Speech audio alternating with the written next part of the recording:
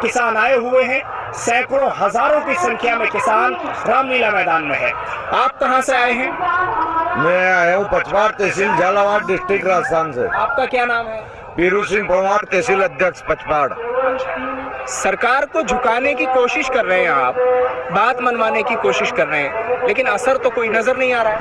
ठीक है, सरकार का असर नजर आएगा कि क्यों नहीं आएगा? जब सरकार के सामने हम उनको उन्हीं का ही वादा याद दिलाने के लिए आए हैं। अगर नहीं माना तो ये एक दिन का है हमारा, और फिर ये आंदोलन जिला स्तर पर जाएगा, फिर ये तहसील स्तर पर जाएगा, फिर ग्राम स्तर पर जाएगा। अब ये इसलिए शुरुआत है कि इस सरकार ने किसानों से वादा किया था, पहले अपने प्रचार में कहा था कि किसानों को लागत के आधार पर लाभकारी मूल्य मिलना चाहिए, किसानों को इसकी जरूरत है, स्वामीनाथन रिपोर्ट लागू होनी चाहिए। और क्यों नहीं की सरकार ने? अच्छा ये बताइए, फिर सरकार ये सब छोड़ के कहाँ लग गई? फिर सरकार सिर्फ अपनी राजनीतिक रोटियां सेकने में लग गई, सारी बातें भूल गई, किसान को भूल गई। किसान को सिर्फ वोट बैंक समझ रखा है सरकार ने, पर अब जाग चुका है पूरे देश का किसान, अब चुप बैठने वाला नहीं है। 2 लाख का वादा भी था, वो फिर 1, 2, 3, 4, 10 दिन तक गिनती करी थी कि हम 2 लाख माफ, पहले तो बोल दिया कि संपूर्ण कर्जा माफ, फिर विचार आया, फिर बोले 2 लाख माफ, और अभी तक किसानों का कोई 2 लाख माफ नहीं हुआ है। राजस्थान के किसानों को हुआ, नहीं कोई मध्य प्रदेश के किसानों का हुआ।